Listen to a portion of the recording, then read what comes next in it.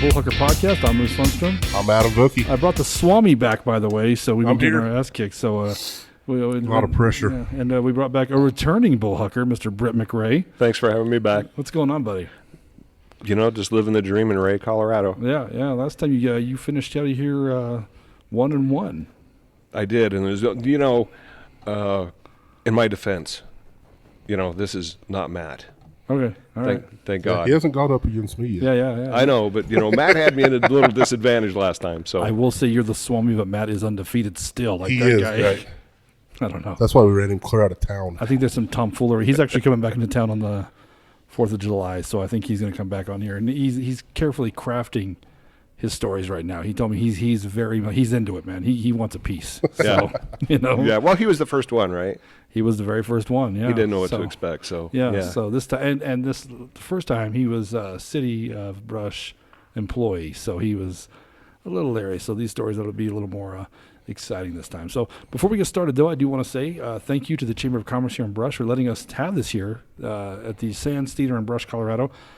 Still under construction. They're still working. They're getting a lot of progress done. So I'm working on the electricity now, so that's always nice, So we don't have to use the generator out back much yes. longer, hopefully. It is kind of a weird statement to tell everybody coming in, don't touch any loose wires, At least you don't worry about curly hair. But I know, right? I did my hair just for you. Yeah, thank you. So, Adam, you haven't been here in a while either. Nope. I've been running for work. Yeah. So construction guys, summer. What are you gonna do? Yeah. But Brett McRea is Brett McRea from Ray, Colorado. Works at Ray Market, right? Correct. Yes. Which Matt thought was incredibly funny. He always says Brett McRea from Ray. Yes, Brett McRea from Ray. We're the best friend Ray. So last time you came on, before we get started, Brett, you had some great stories about Walmart. What we got today? Today we have 3 stories. This close to going to jail, Marcy's 30th birthday, and I have to call the boss. Are any of those Walmart stories? Yes. Okay, of course, because you worked at a Walmart for. Yeah. I've been in retail for 33 years, and I told you it's like that. I had a hard time just just whittling that down to 3. Right. And you talk about your audience, about who's listening, and all that type of thing. You want to make sure that you don't offend anybody or all that stuff. Man, there's been weird stuff that's happened in Walmart stores. Right. And I'll save them for a later day. If you ever have me back, depending. But of course, we'll have you back. I kind of had to tone them down just because of the fact that I don't want to be the guy that ruins the show. What do you mean? Come on and say something weird with one of my stories. Oh, Brett. I'm just telling you. I know what you're saying, but I just want to be that guy.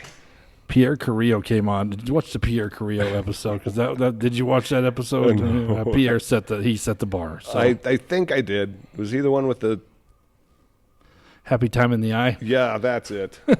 Yeah. I wasn't here for that one.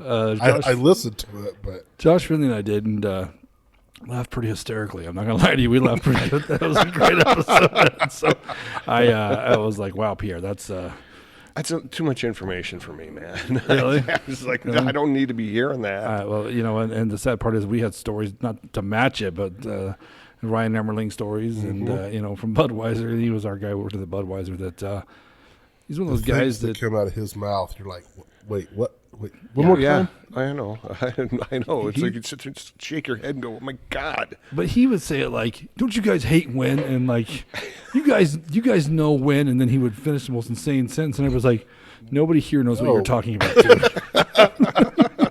No, dude. No, we don't know what that means. It's crazy what you're talking about. So what have you been up to, man? I haven't talked to you for a long time. Oh, working. I've been looking for rocks. I showed you pictures of rocks I've been looking for.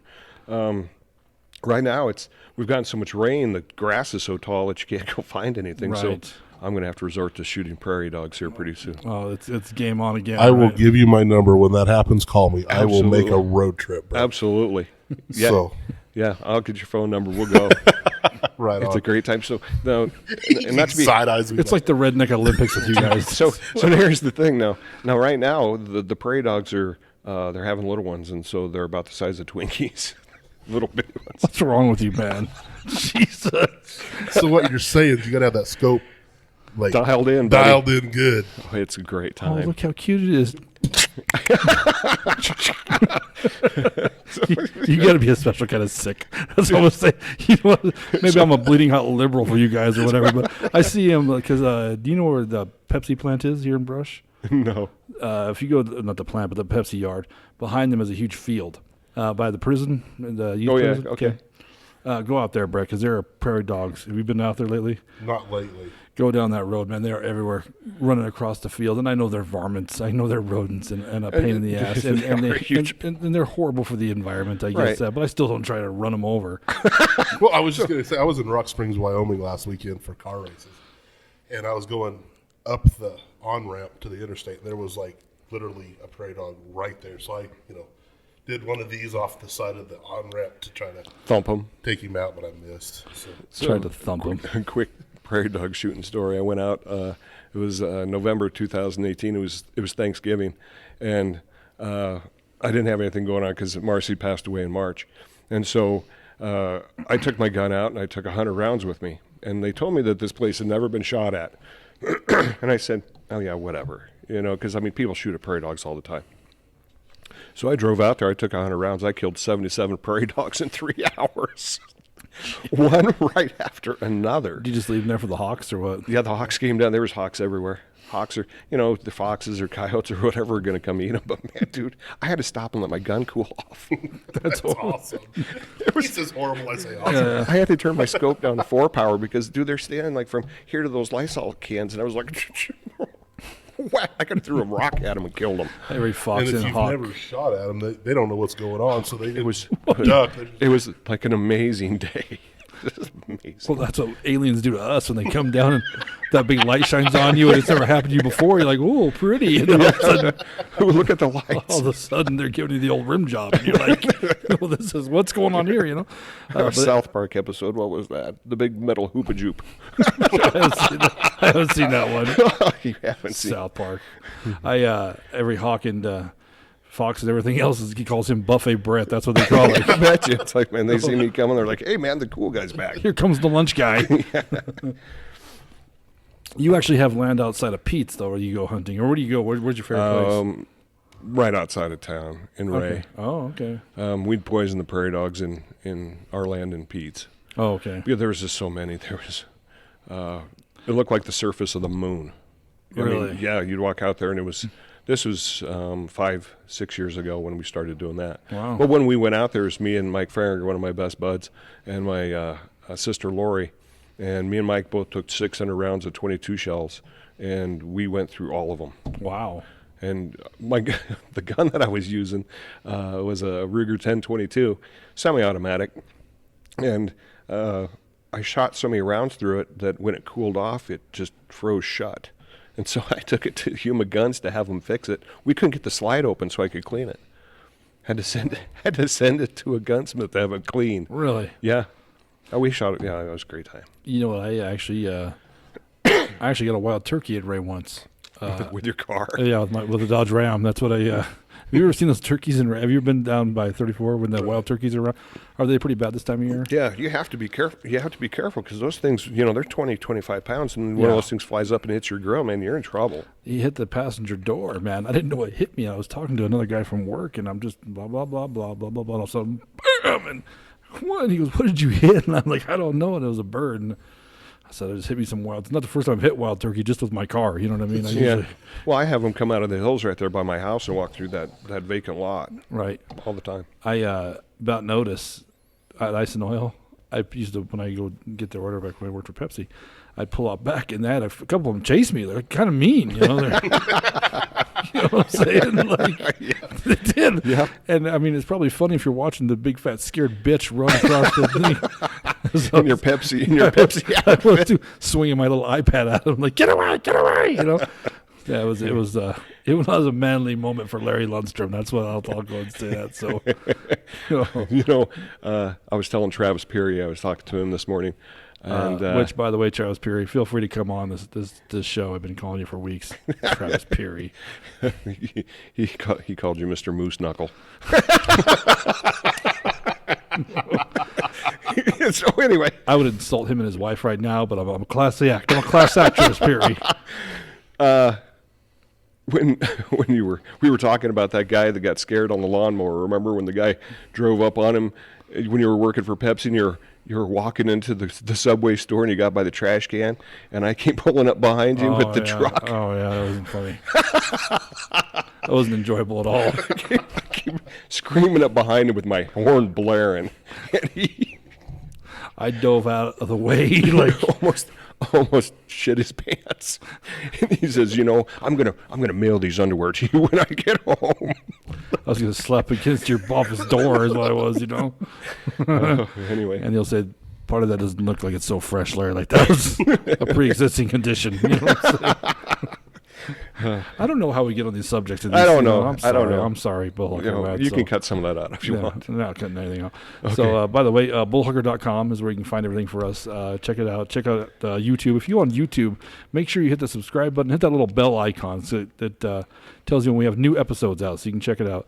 Also, no matter if you're on, what do you watch on Spotify, iTunes? What's your favorite? iTunes. I'm a Spotify guy. YouTube. Okay. So no matter what you do, please subscribe to whatever platform you're on. We're on all major ones, Stitcher, all that good stuff. So please check us out and tell your friends, Tell your friends about the Horribly Disgusting podcast. I send it to everybody. Brett, I'm going to ask you, so if you're new to the Bullhucker and if you're watching Brett McRea, you're probably not because you did last time get a lot of hits on the YouTube when you were on last time. Actually, I know a lot of people. It's like I said, I've been in retail for a long time, and I'll send it to people, and they'll get a kick out of it. That's cool. It's I actually called one of the guys that I'm going to tell the story about and asked his permission, so that way it just didn't show up and he'd be pissed about it. Right. Oh, does he come off looking badly in this? No. Okay. I don't think so. Okay. Okay, we'll get to that then. So, if you are new to this and this is the first time you're watching, what the Bullhucker is the Bullhucker is the nice way of saying a lie, a fib. Okay, it's a bunch of bullhucking. So Brett's going to tell us 3 stories about his life. The only kicker is 2 of the stories are true. 1 story is not true. It's through the Bullhucker. So I'm going to ask you, Brett, out of the 3 stories, one's the Bullhucker. Is it made up? Is it borrowed? It's got a hint of truth to it. Okay, but it's mostly false. Okay. 95% false. Okay, well we'll consider that. Is that fair? Completely made up. So we've worked with less. Good. But as I stated, I brought the Swami in this time for you, so I don't want to make it tough on you. So it's a lot of pressure. Oh, it kind of hurts my feelings because I made this whole thing up. I do all the work on it. They'd be like, "Where's Adam?" I'm like, "Who cares? I'm here." They don't want to beat me anymore. Like, who doesn't beat you? You know what I mean? You're like the Bullhucker hole around here. Everybody hits that ass. Where's Adam? Text me and she's like, "Did Adam guess it? I'm like, I don't know. You think we live together? Think I roll over and be like, "Hey, Adam, watch that episode tomorrow." See, now, did you guess any one of mine? See, well, I told him, I said, I have follow-up questions. Yeah. And so I had it narrowed down to 2, and I was like, it's either going to be this one or this one, and then I didn't go the right direction. But it was the other one. So you didn't get it? I didn't get it. I didn't get it either because last 3 stories you had. Matt busted me. Matt did bust you because he picked I picked the cyanide one. He picked the cyanide one, Yeah. and Matt picked a Walmart one because I screwed up and said that loss prevention wasn't security. Okay. Yeah. Which, and those were kind of like, when you talk about Walmart stories and all that, I told you the story that Matt actually, my loss prevention guy actually did get, thrown around and all that stuff. And I've had drunk people in the store all the time. Right. It's, it's gotten worse. Right. So. When I listened to that, if you re-listen to that story, I can't remember what episode you're. I probably should have looked. You're like 7, I think. You were episode 7. You're early on. So you had said some big woman did a walkout. Yeah, she did a walkout with a whole cart full of stuff. And Matt's, I used to call him tapeworm. He was so skinny. And he went out there and he was fearless. Right. Grabbed hold of her, man, dude. She was flinging him all over the place. And when I heard that story again, when I was editing, you know what I thought of? That reminded me of a woolly mammoth and cavemen trying to take it down. Exactly.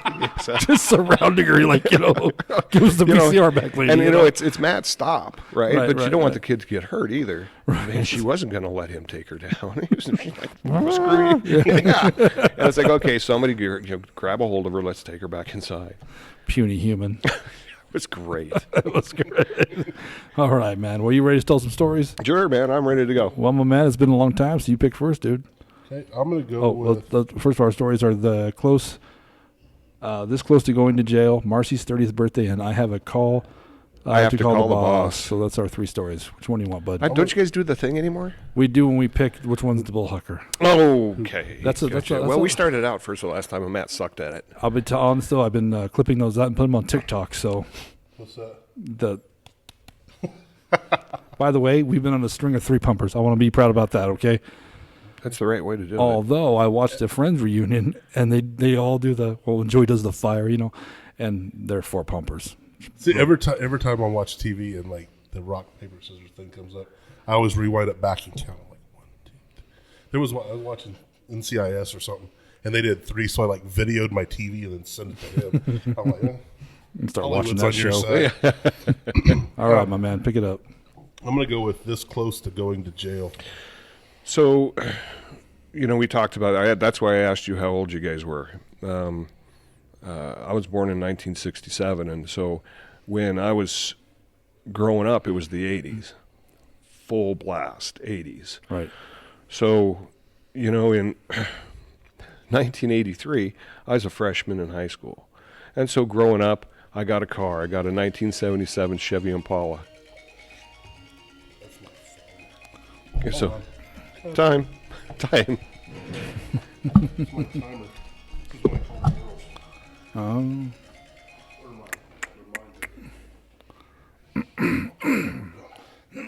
probably not at home anyways.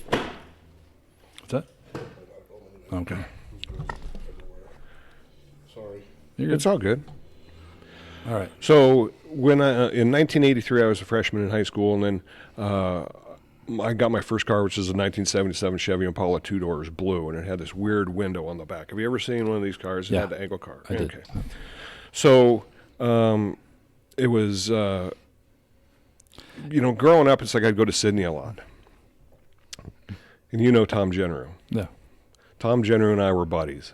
So, it was when you'd go to, like, say, for instance, parties or whatever, it was if you had beer on you, if the cops stopped you, they would actually they would dump it out. Tom Generu, Greg Burkholder, all these guys that we used to go out and we were hellraisers. And the cops didn't like us very much. And that's, I have all my friends are cops now, because the fact that I respect the hell out of them. And you spent a few nights with them, right? Yeah, I rode around with them all the time. Yeah. I've been in jail, but okay. No, I've never been to jail. Okay, all right. So knock, knock. Yeah. Anyway, so it's a Friday night, and I go to town, and it's me and Greg Burkholder and Tom Generu, and it's June, and Tom and Brian Generu had gone to Cheyenne and got some fireworks, so I had sent them like $20, and they got 4 gross of pop bottle rockets for me. And they bought all their stuff. And Tom and Brian both worked at Dudes. And so this was like an annual event. You would go and buy these, Roman candles and all this stuff. So Friday night, we're driving around. It's like 9 o'clock at night. And you've been to Sydney, and have you ever seen their park? They've got a pond in the park. I have not. So we're going through the pond in the park. And Tom's got a couple of Roman candles. And he says, oh, dude, he says, slow down.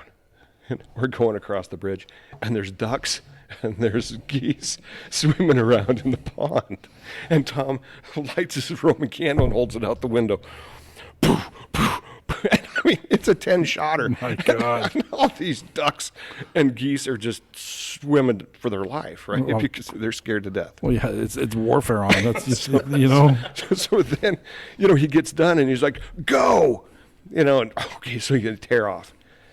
My car's the only one that looks like that in probably a 3-county area. That's not in L.A. and a rapper, yeah. So, anyway, somebody calls the police. I go home, come back the next day. So they had Pony League games the next day, and there was a tournament. They had what? Baseball. Oh. Pony League baseball. Oh, okay. And Greg Burkholder was going to be playing. So we were going to watch him. And so I got to town about 2 o'clock, and I went and picked up Brian Jenner and Tom Jenner. Brian had to go to work at about 4 o'clock. So 2 o'clock we said, hey, we'll go hang out at the baseball fields and drop you off at work. So picked him up at his house, and we stopped at Gas and Go. It was over there by the post office in Sydney. Anyway, we got big containers of pop. I got a root beer. I don't know what Tom and everybody else got, but I got root beer. And we come out of the place with our sodas and get into the car, and I pull out, and I didn't stop coming out of the driveway there. I did stop at the stop sign. Right.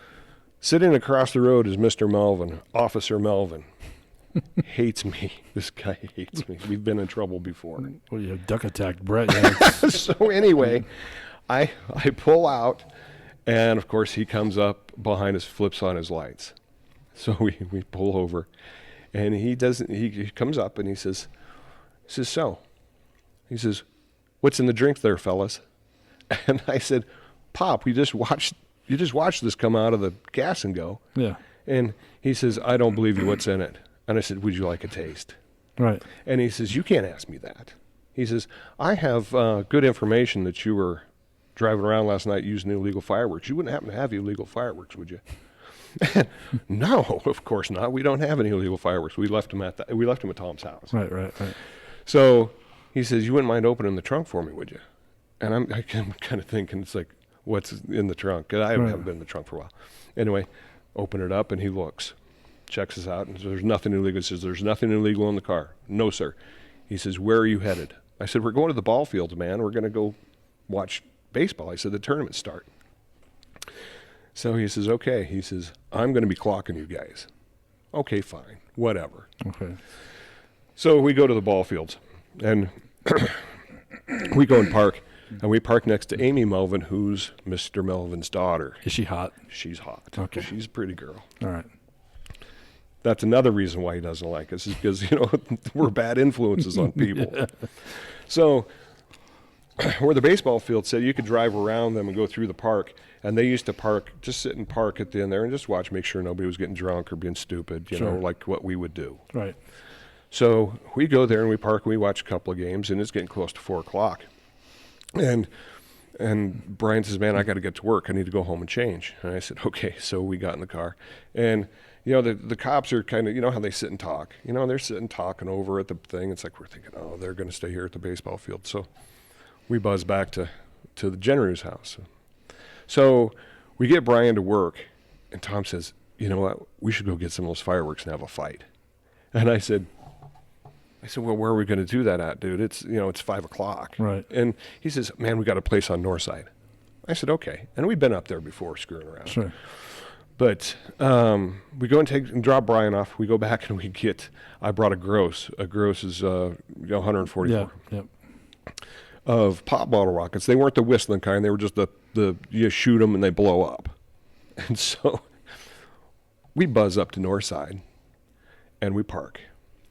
And you know how when you drive into Ray, there's canyons and there's rocks and stuff, Right. So this is kind of like a little battlefield place where you can have this little fight. Right. And so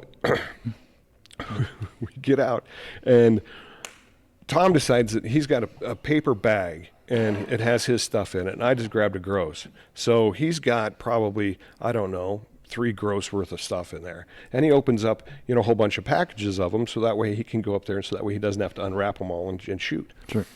And so we got punks and we got lighters. So I'm down below.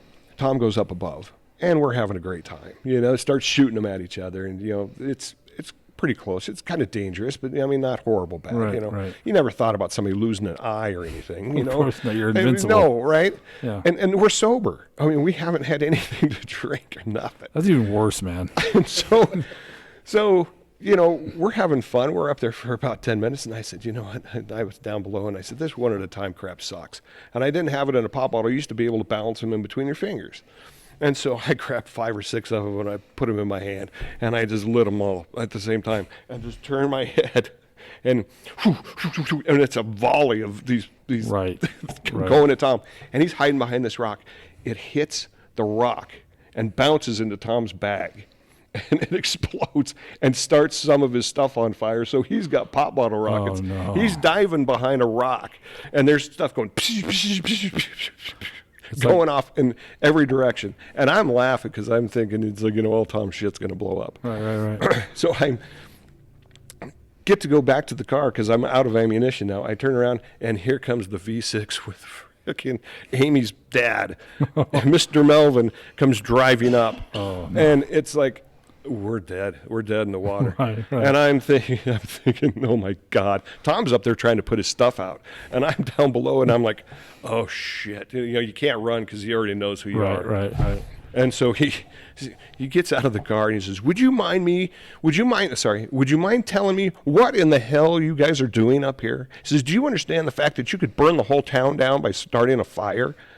And immediately it clicked because I just started a fire in Tom's bag. Right. And so he says, Generu, get down here. So Tom comes walking down with his burning bag, his smoking bag of stuff.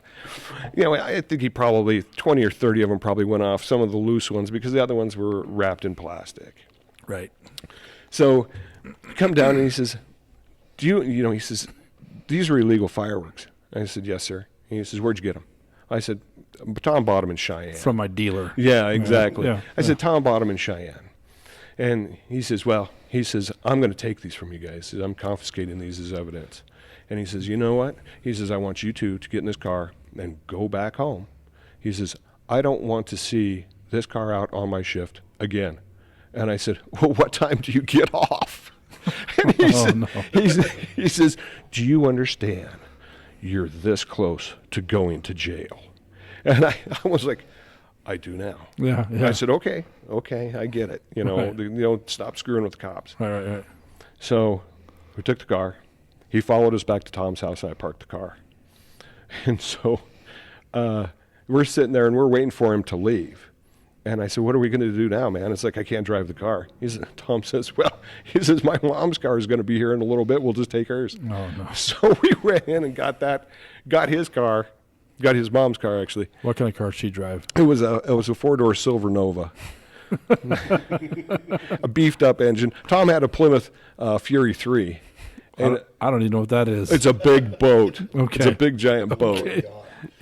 And so, so we went out and did that, went out and screwed around after that. But I almost got thrown in jail over illegal fireworks with Tom Generu. Wow. And we were sober. The sober part's the part I don't believe. I know, right? I often think when you're shooting at the wildlife in the pond, do they scream each other duck, and it was like, I'm proud of it, is it a warning, or are you talking trash, The thing is, though, we didn't usually go driving around with beers or hammered or anything like that, right. because, they knew where you were at. Oh, yeah. I lived in Pueblo, as I always say, and I worked at a nightclub. And the Roman candle thing, they used to fire them at each other. You know what I mean? Absolutely. We had fights with those. I used to sit on the side because I don't move very quick, and I'm a huge target. You know what I'm saying? So, right. But then they'd say, let's see how quick Larry is. And they'd fire on the eye. You get so pissed off, man. But none of us were sober. There's the kicker. I don't know, Well, we were 17 years old. And it's like we didn't have the social media that you have now. So it's like, Thank if you God. Oh, yeah, no kidding. I mean, that'd be a bad deal. But we used to drag Maine and look for parties and stuff. I mean, you just didn't call somebody up and say, hey, man, is there a party? You searched for them. Sure. So, there was, times you could get somebody to get you a 12-pack of beer or something. But, I mean, it wasn't like you were driving around with a case. So when I was in high school, there was a guy, I won't say his name because it's mean, but he was run over. He was much older than us, probably 5-7 years old or something like that. And at his homecoming, he got run over at the parking lot, right? So I didn't know his real name at the time. We just called him Speed Bump, right? That's what we called him. So I think this is this dude's name. But we'd always go to his house, like, Speed Bump, buy some beer. Okay, we drive him over there, and we're like, remember, quantity, not quality. We're on a budget here. My Wendy's check was like $110. Exactly. Make this work, but that's how we would get it. And to find a party in Morgan, you'd have to go to Main Street. Everybody cruised Main Street back in the day when I was in high school, and then that's how you'd find parties and went to them. How'd you find them in Holly? Look for the bonfire. Oh, really? It was like in one of like 2 or 3 different places. There was one weekend I lived in Goodland, went to Votech there, and I was home for the weekend, and my parents were gone. So I thought I'm gonna go drive around, see if I can find, party, see what's going on. My sister was a freshman in high school, and so I'm driving around, couldn't find anything. I thought, screw it, I'll just go home. So I pull up into the driveway, walk in the house, and the party was at my mom and dad's house. So, really? yeah. Well, what do you think about that story, man? I don't know. It sounds fairly believable. I was in firework wars when I was in high school. My parents had a fireworks stand, so I was like everybody's go-to. You were the dealer. I was like the armor. They all wanted me on their team. You were the dealer. So Where'd you buy your fireworks from? my dad had places up in Denver. He'd go pick them up. And then he had a friend who had a Kansas address so we could get the quote-unquote good fireworks. Yeah. Did they stash those in the trunk for our friends? Did they deal cyanide too? A friend of a friend. We had that conversation the last time I was here. It's like, so how'd you get a hold of them and cyanide? That's what what threw me off about that story. Yeah, it was it's like, you knew a guy knew a guy. Anyway. Yeah, I kind of believe that story. I have to see another one. We'll have to listen to another one. So, all right, I'm gonna pick. I'm gonna go with I have to call the boss. Walmart story. Yes. Yes. So I was in Montevideo, Minnesota. I got there in 2005, and it was a Division I store. You remember the Division I stores before they were super centers, right? Right. Just regular, like almost Kmart's. Yeah. Almost like Kmart's, but they brought food in. The food. They started to try and be like mini super centers, right? And they had freezers and refrigerated stuff and all that, instead of just general merchandise. So you remember delivering to some of those stores where they had storage trailers. I mean, all Walmart stores had storage trailers out back because of excess merchandise like domestics or whatever. Anyway, 2006, I get a new district manager. His name is Tracy Mickley. Tracy Mickley was, he's a friend of mine now. But during the day back in Walmart, he was to the point. We used to have nicknames for our district managers, and Jeff Michael, the guy that was before him, we called him the White Buffalo because you knew that he existed, but you never saw the guy. No joke. It's like, so me and Ray Vermillion were store managers. Ray Vermillion from the last one. We were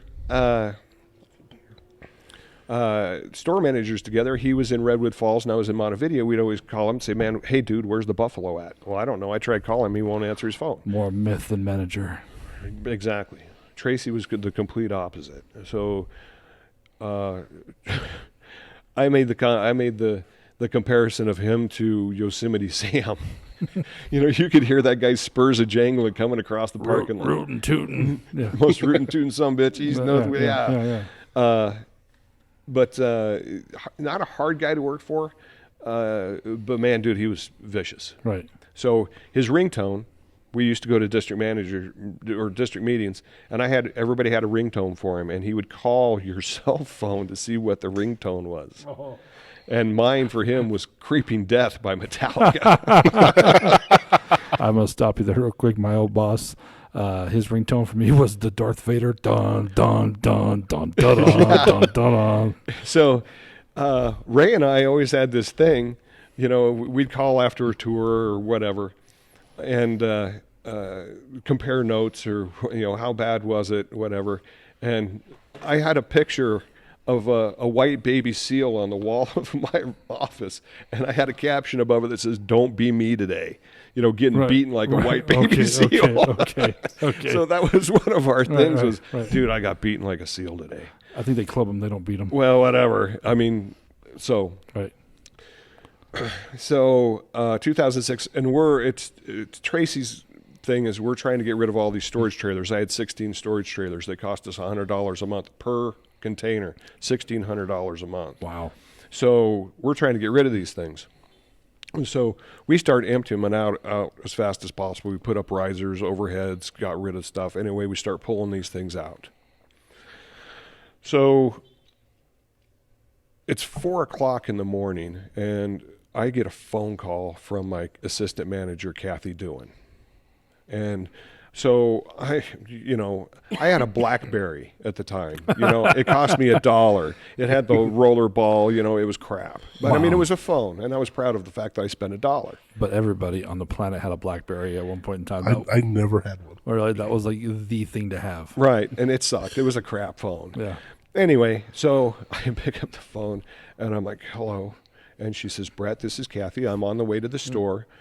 We have a problem. And I said, what is it? And she says, there's a skunk in the store. And I pulled straight up. I said, there's a what? She's like, there's a skunk in the building. I'm going to be there just in just a minute. And I said, I'll be there in 10 minutes. And I got up, and I put on a pair of sandals, my cargo shorts, a T-shirt. I put in my contacts, and I put on a hat because I had hair back then. So I didn't want my hair, So anyway. BlackBerry and a hair is an old story. Yeah. So I get in the pickup, and I get to the store, and what they had done, the night crew at Walmart in the middle of the night at 9 o'clock, they would turn off the air conditioning. So there was no air conditioning to save money. Right. And so in Minnesota in June, it's hot and humid. It's crappy. It's sticky, gross. And so what they decided to do on the overnight crew was to leave the back doors open. Oh, geez. So the back doors were wide open, trying to get some ventilation in. And guess what? We moved those storage trailers, and Mr. Skunk decided that, hey, man, my home's gone, so I'm going to go check out the Walmart store. So you don't quite understand. Anything that happens in a Walmart building, if you're the store manager, it's your fault. Right. Pretty much. Everything rises and falls on leadership. Right. And I walk in, I'm coming into the store, it's like I'm dead man walking because this is a bad deal. So they've already called the police. The police is there. They haven't called the fire department yet, thank God. Right. But I get there, and they have pallets set up. When you walked into my store, you walked in, and there were soft lines here, and then in the middle of the store is where your GM started, and the candy counter was right there. Mr. Skunk has gotten into the candy counter, and he's on the bottom, and he is having a great time because, man, dude, he's eating like to his heart's content. Right. So now when skunks are happy like that and excited, they eat, they're eating, and they're shitting all over the place and pissing. And, I mean, it's ruining the merchandise. So wait a second. I guess I don't know about skunks. Is pee what smells on them, or it's another gland that they It's shoot? another gland. It's a different gland. It's a different gland. So the pee isn't actually what stinks. It still stinks. Okay. Well, yeah, it's pee, but yeah. So anyway, I'm standing there next to the cop, and I said, man, what are we going to do? I said, do we have a dog catcher or something? And they've set pallets, no kidding, and they've set pallets up, kind of surrounding this thing, and they're slowly pulling bags of candy off the counter so he doesn't have any more food. Right. They've opened up tuna cans, they've opened up cat food cans and stuff, trying to lead him. We had the front doors open so that way the little critter could run out. I think if you ever watched a Looney Tunes cartoon, you just got to find a girl skunk or a bunny. A cat that looks like a skunk. Yeah, That's right. a cat. So anyway, I'm talking to the cop, and I said, so we don't have a dog catcher. I said, what are we going to do? And he says, you want me to shoot it? I said, do not shoot the skunk. Sacre bleu, what have I done for you today? So 5 years previously, they had a cat in the office, a cat that they couldn't get out, and the cops actually shot it. Now, if you want to be on international headlines, right. You shoot a cat in a Walmart store. And I said, whatever you do not shoot the skunk. Even if it comes running at you, don't you dare shoot it. Do not let this thing explode, please. Like the PETA people? Is that what gets... Oh, yeah, PETA and other things. I'll get to that in a second. But, so first of all, it's like you talk about the chain of command with Walmart. And you've got to call people. It's like, man, I've got a problem. You just can't not tell somebody you had a skunk in the store. If I didn't tell Tracy I had a skunk in the store, he would have killed me. Right. So I start with my loss prevention guy. His name's Wyatt Quam. And I called Wyatt. It's 5 o'clock. I called him up, and I said, Wyatt, I have a problem. He says, what is it? And he says, he wants to come up with a solution for me. And he said, dude, I've got a skunk in the store. He says, okay, this is what I want you to do. He says, I want you to go over to chemicals, and I want you to get a pair of rubber gloves. I want you to go over to sporting goods, and I want you to get a raincoat. And he says, then I want you to go over to hardware and I want you to get some goggles. And he says, I want you to put all this stuff on. I want you to run over, grab the skunk, and haul him out the store, and you'll be a hero. And I sat there for a second. I said, I'm not doing that. Are you stupid? The thing will get all over me. I told him, here's what I want you to do. I want you to go to the bathroom. I want you to bend over. I want you to pull your pants down and shove that idea right up your ass. That's what I want you to do. I was thinking while you're in sporting goods, grab a fishing net. Yeah. So I didn't even think about that. So, we're sitting there, and I just told him this, and I said, I'm not doing that. And he just starts laughing. And he's this guttural laugh because, it's like he knew that I wasn't going to do it, but he was messing with me. Right. People that aren't helping me again, like Mr. Vermillion. Right. And so then he says, you know what the best part about this is? He says, you have to call Tracy. I said, yeah, I know I have to call Tracy. So we're sitting there and trying to get the skunk out. So we got a majority. They were pulling stuff off, and the overnight manager, his name was Dean, and he kind of redeemed himself, for being a dumb shit. Anyway, he redeemed himself by, pulling those bags of stuff off there. The skunk finally didn't have anything to eat, and so the skunk takes off. Skunks are fast. They're pretty quick. Right. Anyway, the skunk gets off the counter, runs towards stationery, and somebody just takes one of those plastic pallets and did one of these things. Right. And it went right through the registers, went right outside. We didn't have to do anything. Nice. And I was like, oh, thank you, Jesus. Oh, my God. So now I have to call quality assurance. So actually, let me take back a step. I called Tracy Mickley on his phone after the skunk was gone. And I said, Tracy, this is Brett, and we had a skunk in the store. We got it out. I said, I'm calling quality assurance to find out what we're going to do. And I left him a voicemail because the last thing you want to do is call this man before work time. Right. Ever. Right. So I called him, and I'm just waiting for I'm just saying, thank God that the skunk went out. So we called quality assurance, and they said, okay, so anything that was within 3 feet of that skunk, you have to throw it away. What? So anything because of I don't know, it's a rule. So like food-wise or like food-wise. Okay. Food-wise. And so we didn't have to do any of the clothing or anything like that. So we had to empty all that stuff out, and I had to mark it all down to zero and throw it away. It was $3,500 worth of stuff. Holy cow. And that comes off my bonus. Right. So hey, Brett, that stinks. Oh, dude, it was horrible. So now so I'm standing there marking stuff down, and my phone goes off at 8:00, and it's Tracy. There's a creeping death, Right. Hello, Tracy.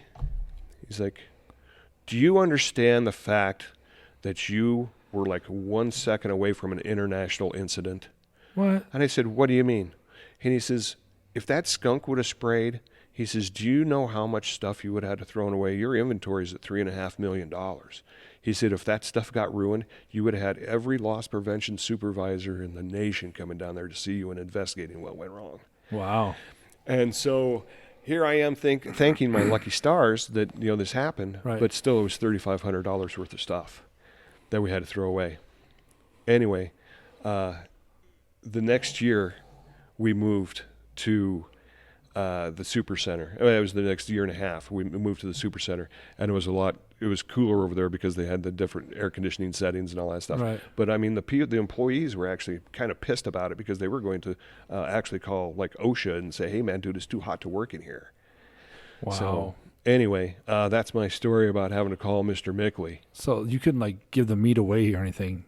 It wasn't meat. It was candy. Okay. It was the candy counter. Oh. So, you know how they had them set up, it's like candy, and then you had like, your Action Alley had the Swiss Miss cake rolls and all that stuff in there. So anything that skunk came within 3 feet of, man, I had to mark it all down.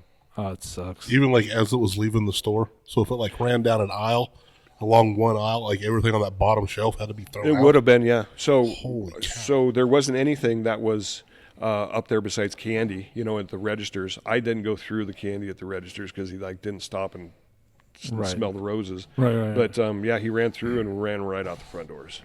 I'd buy some Snickers bars if they were just Yeah. skunk adjacent. Skunk adjacent. But here's the thing. great. Here's the thing when you call quality assurance and you say, man, I had a skunk in my store. And they say, you did what? You had what? I said, I had a skunk in the store. Yeah. Well, how did you get a skunk in the store? I said, that's not the point, dude. I had one in the store. I mean, what are you talking about? It's like, it's not the fact that, I mean, how did it happen? It's like, He knocked and knew the password. Come on. I need some help. I mean, come on. Hey, we have a hard time hiring down here. So, I mean, we're taking what we can get, The skunk thing is stuck the bottom shelf. It hurts my back, so I'm all for it, All right. Wow. What do you think about that story? That's kind of crazy. Yeah. But it is Walmart, so then again. Yeah. I think you could probably do a whole podcast on just Walmart stories from Walmart employees. And I've talked to my family about this. I mean, I tell stories all the time whenever we get together, and they're like, dude, you should write a book. Right. And, this format is really cool because the fact that, I'm telling it with emotion or how things happen is like trying to type something out and put the emotion behind it's different. Right. And I was going to do it on my YouTube channel, but talking into a phone sucks. Right. So this is fun. Actually, this is a great time. How is your YouTube channel going?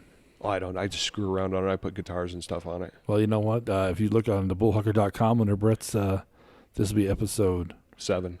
23 or or 24. Well, this this one we're doing. Oh, gotcha. But look for Brett McRea on Bullhucker.com, so I'll put your YouTube link up there. Oh, so that's they fine. can check it out. Yeah, that's cool. Yeah, it'd be cool. So,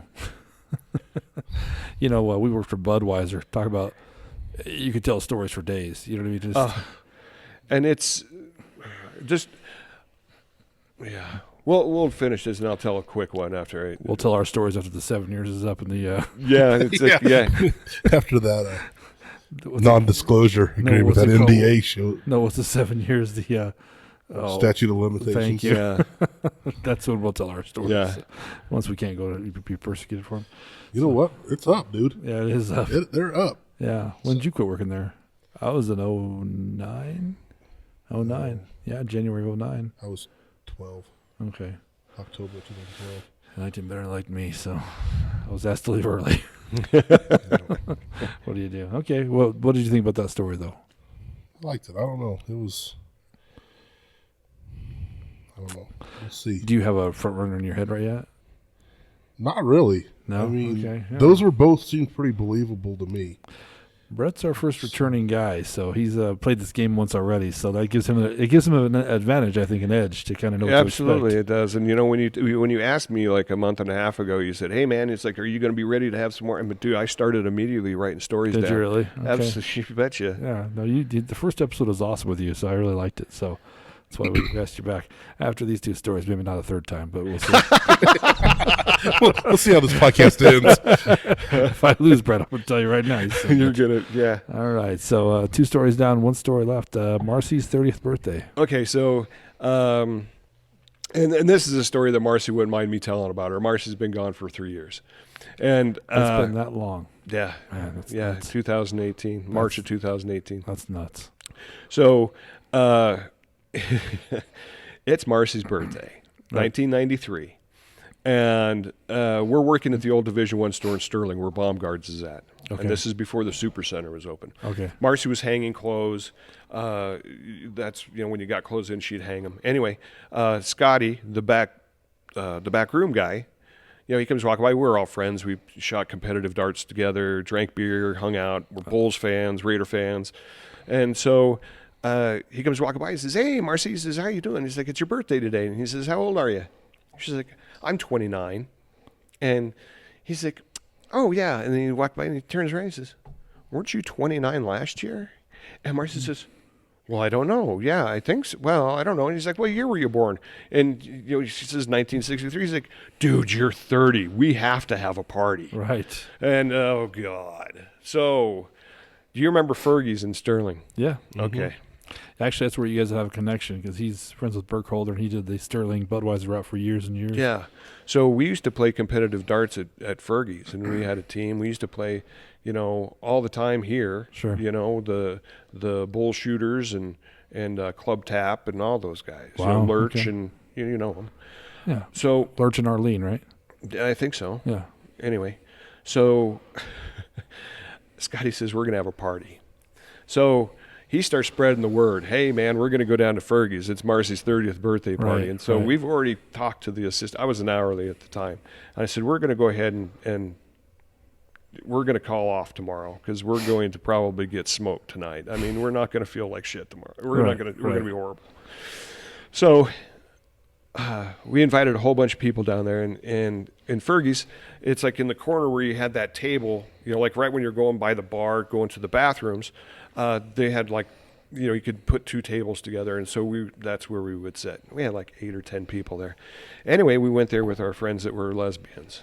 Okay. And you know, this is in 93, and this wasn't really, you know, people weren't quite open to it as they are today. Right. Right. Right. And so it was kind of odd, you know, you know, people had their opinions and certain things. So we go down there, and happy hour started at 4 o'clock, and by God, we hit it there at 4 o'clock. And the thing that Marcy liked to drink the most was the 57 T-Birds. Do you remember the 57 T-Birds? I don't remember what that is. No. I bought So some for a long time. they're a shaker concoction, and it tastes like wedding punch, and it's dangerous stuff, man. I tell you, I think they might have been selling her Mad Dog 2020 and calling it T-Bird. Oh my God! I think Mercy was getting taken. It is so sweet. I mean, it's sweet. It tastes. I don't know what the hell's in it. Anyway, so before I really get started, Marcy was a super sweet, nice lady. You got to meet her. Yep. And she liked to fight. When she was in high school, she liked to fight. I mean, she was not afraid of anybody. She liked the chingazos, huh? Oh, dude, she Okay. would. All right.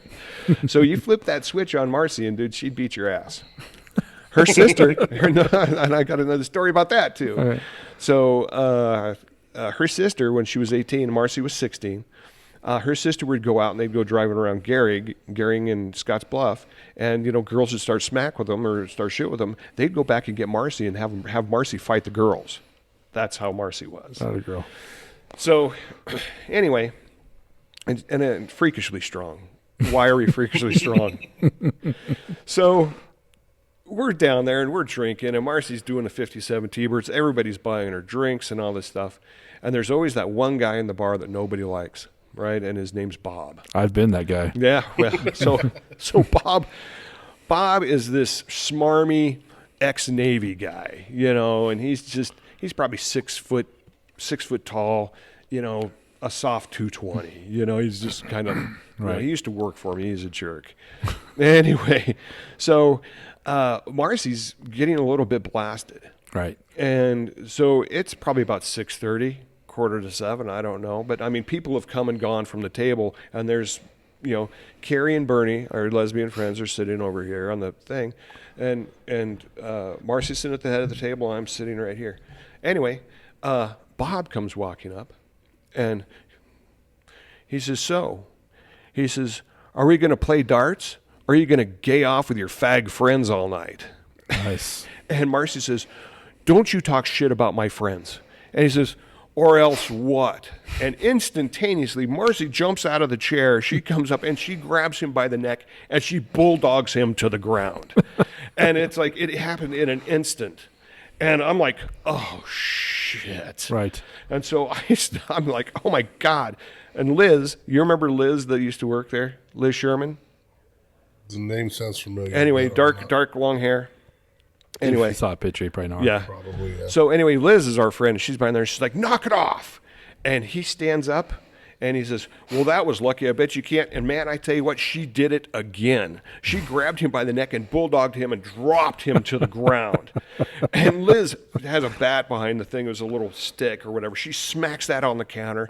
She says, knock it off. Bob, you're out of here. Because she heard the conversation. Right. So Bob, you know, tucks tail and he walks out. And Marcy's, you know, everybody's like, holy shit. Right. Changed the whole mood of the evening. We were having fun. Right. And now it's like Marcy's mad. Right.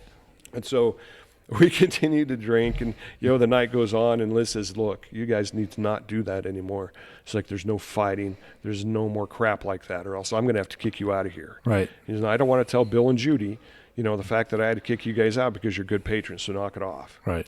Okay, man, I didn't know it was going to happen. I had no idea.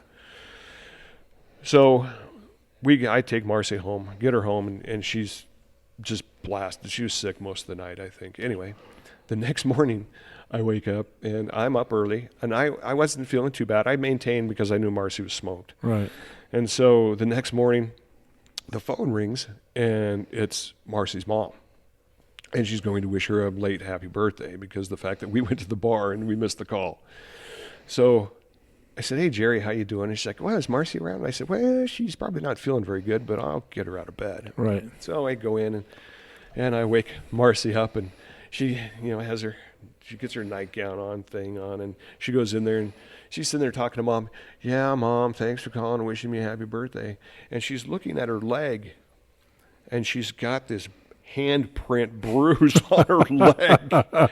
And I'm looking at her, and she's like, what happened?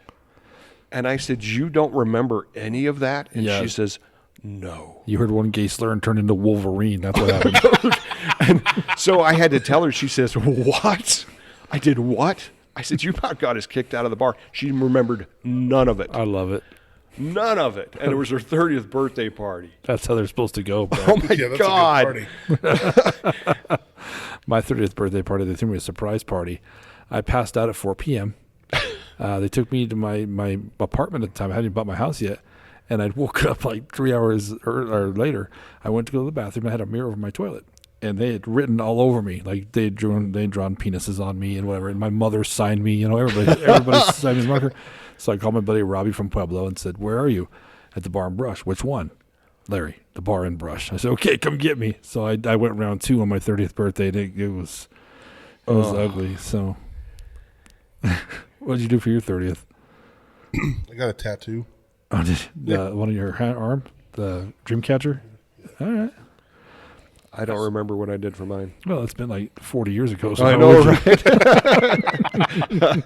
You're so nice. I hate you. I know. I love you. And also, I had a friend, Aubrey. That story reminded me of her the whole time. Aubrey's the little thing. I love you, Aubrey. And I say that because I'm scared of her. But she was a little petite thing in Pueblo, but mean as nails when she started drinking. And she was dating a guy named Nathan Galusha, who was one of the DJs at the bar.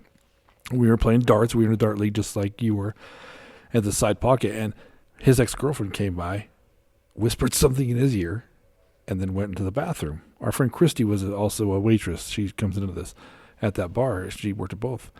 And Aubrey got up real calm, like not to alert anybody, went to the bathroom. All of a sudden, Christy comes out, and she's like, you guys got to get Aubrey, because Aubrey had walked in there calm, kicked in the stall door, and started kicking the shit out of this girl with her pants, but around her ankles, and Aubrey just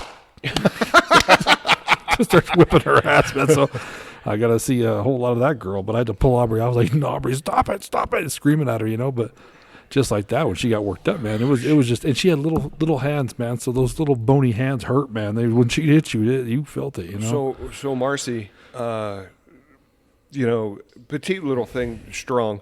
And the reason she used to arm wrestle guys at the bar and win. I mean, I arm wrestled her once, and she had this thing, the grip on your hand, where it's like you can beat anybody. Right. So when I was first dating Marcy, we went out. It was me and Jenru, and we were at the Days Inn, and we were drinking kamikaze, like nobody's business. Sure. And Marcy was drinking beer, and she was talking to Carrie and Bernie over here. And so, me and Jenru have had our fill of alcohol, and it's like I say, hey, Marcy, I said, you want to go get a room? And she's like, I'm talking to my friends. And I'm smoked. And I said, hey, you want to get a room? And she's like, I told you, I'm talking to my friends.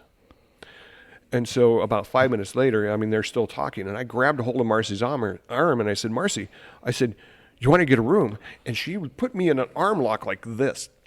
And she had her hand back, and she says, I told you, I'm talking to my friends. I said, I love you. I love you. I love you. I love you. I couldn't get out of it. She was going to break my arm or my face. And I was like, ugh. And so then she let me loose, and I never messed with her again like that. It makes you wonder if it's like that Mr. and Mrs. Smith movie where she's like a secret agent on the side. Like, dude, she's a paid killer, a contract killer, and you don't know it, I've been around people majority of my career, in retail and all this stuff, and people don't scare me. But man, I tell you what, when that woman got mad, it was pretty scary. You didn't know what was going to happen. That's cool though. Yeah, she's a great lady. That time I met her, she was sweet as can be. Oh, so absolutely. And she was a saint. But, man, I tell you what, you flip that switch, I've been pretty much with anybody. Fire man, the fire water. Man, dude, she was a vicious little woman. Fire water is a son of a bitch with some people, man. You know, it changes you. So, what do you think about that one? I don't know. That one's kind of almost my front runner. Yeah. Okay. That's all right. Well, this is the point in time with the Bullhucker where we have to try and guess now. You got to do the thing. We're gonna have paper, rock, scissors. Okay. So because that's another thing I'm horrible about. I've been getting better though. I'm not like on 2 or 3 in a row. He's been practicing in the mirror, and right now he's like tied. Yeah. It's a complete tie. He's even. It's crazy. That mirror bastard is almost better than Adam. It's like he can read my mind. And he's homely as all shit. You know, who would love that, man? But so at home, this is where they can kind of guess. Because last time you were on, we used to do it differently, where you would guess the Bullhucker, and you have to wait till next week, right, to hear the answer. And we're not doing it anymore. It's all one episode, so we're about to reveal that. So you ready to do some paper, rock, scissors? Sure. And since we did an online survey and the 4-pump won, I'm a 3-pumper because I believe that's the most spiritual way to be. But Adam's a dirty 4-pumper, and he won the survey. Pumps. So 3 pumps and be done. Well, how do you do it? How do you Three. do it? On 3. So you go boom, boom, and then shoot? Yeah, well, you talked about that. Yeah, on 3. You're a beautiful 3-pumper. I know, right? I was watching the National Rock, Paper, Scissors tournament. They go 4. Oh, well. Barstool Sports. I don't know how. Believe the experts. All right, ready? Were you doing 3 or 4? We're doing 4. Okay. Welcome back, son. Winner, chicken dinner. I win like 1 over 7 with I him, know, so I've seen it. I'm super excited for it. So, all right. So the 3 stories we heard from Brett today are this close to going to jail, Marcy's 30th birthday, and I have to call the boss. So, Adam, you have to pick first for once. This may be like the 3rd time he's done it, but I don't know. they're all good stories. The people have beat us. I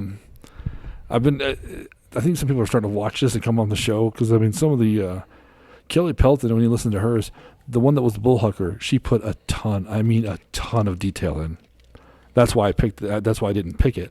It was the funnest story of the 3, but it was, I mean, the detail she put into it was just unbelievable. And then, like, John Beltran picked 3 stories, the same guys, back in the 80s, right? It was him and his group of guys. So it was hard to determine which one could be, you know, they weren't different like these, you know what I mean? So there's been different ways. Well, I tried to mix it up a little bit. I mean, I could have done all Walmart stories. I could have done all General stories or all Marcy stories. But I figured it's like one out of each generation because, you know, it's like when you were talking about, you didn't get to experience the 80s like I did. Right.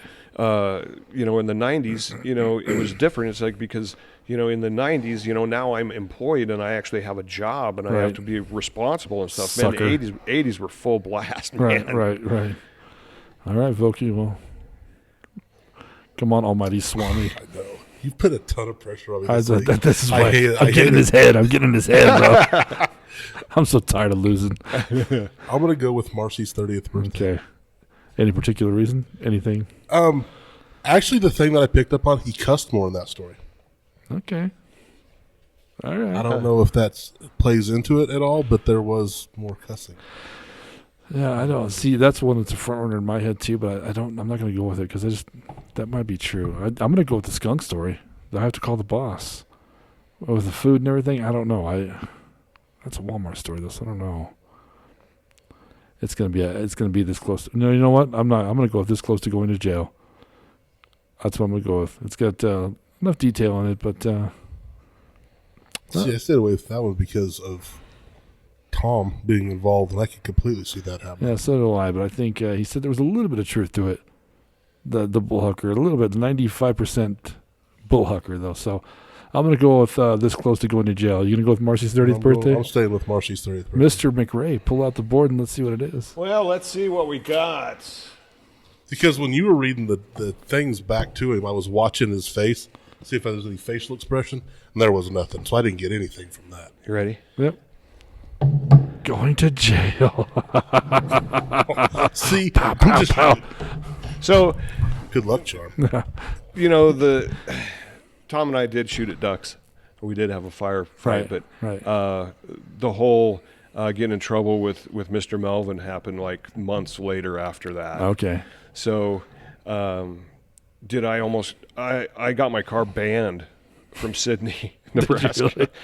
Yes, I did. You know how I know what car you drove? Because it was on every 90s hip-hop video ever. Yeah. So I did, so it was a cool car. Yeah, it I is mean, a cool we all car. thought it had a V8 305 in it, and you thought it was the fastest thing on the planet. It only had like 120 horsepower, Really? and I mean, it was not anything. It was your car. Right. But we did. Yeah, we had Tom's bag caught fire. Yeah, the whole damn deal. But there was no cops involved on that one. That's also what kind of got to me. It was like the Lord of the Rings, where the hobbits, like Gandalf's bag on fire and all the fireworks go off. That's what I thought. So I thought, Yeah, that actually happened. Lord of the Rings isn't real. I know. I don't know if I'm breaking this news to you or you're like, Thanks, man. I've been in this hole for as so he drives home to Ray and thinks about going off the road. It's like, When I was in high school, we'd have the whole firework fight thing too. Oh, absolutely. We had one that turned into like a high-speed pursuit game of cat and mouse down a dirt road. Ditch him. Yeah, ditch him. We played ditch him all the time. And so I was with my buddy Barrett, and he had the sliding glass window in his pickup, so we had it like the back window cracked open. What's So up, Barrett? Yeah, hey, what's up, dude? And so I was like shooting through that crack back at Brady and Chris in Brady's pickup, and Chris was shooting back at us. Chris managed to get a bottle rocket through that crack, that probably a 3 or 4 inch crack that I had opened in that window, bounced it off the dash back into the seat, and lit all our shit on fire. Yeah. So I mean, that's why that sounded totally legit to me because. Yeah, something didn't seem. The thing is with when we would go out, it would be, and we were sober, Right. completely sober, Right. but we caused so much trouble, dude. Oh, the guys I worked with at the club were all from like La Vida, Rocky Ford. I mean, all these redneck little towns. You know what I mean? So that was their fun. I'm from a little redneck town, but I wanted no piece of that. Like Big Papa don't like fire. So We used to do in the cemetery in Sydney. We'd have pawpaw rocket fights. oh man, so disrespectful. I know. Now It's yeah. like now I feel like crap because Yeah. dude, that's not cool. Yeah, it just wasn't. but cool. when you're younger, you know what I mean. So yeah. that's So hindsight's always 20/20. right. Well, Yeah, you got it. You got it. hey, I don't get this much. Okay, so although I gotta tell you, the fact I got it should make you feel pretty shitty. I'm just gonna say, okay, you should feel horrible about yourself. I've got more stories, but So we'll get you back for a third time one of these days, and maybe you'll go 0-2. Maybe that'll happen. So, but that's about our time. Brett, thanks for coming on, man. dude, it was a great time, and I wasn't as nervous this time. Well, I think it's because your second time around. Yeah, so it's easier the second. Yeah, I think everybody doesn't know what to expect the first time around, and Yeah.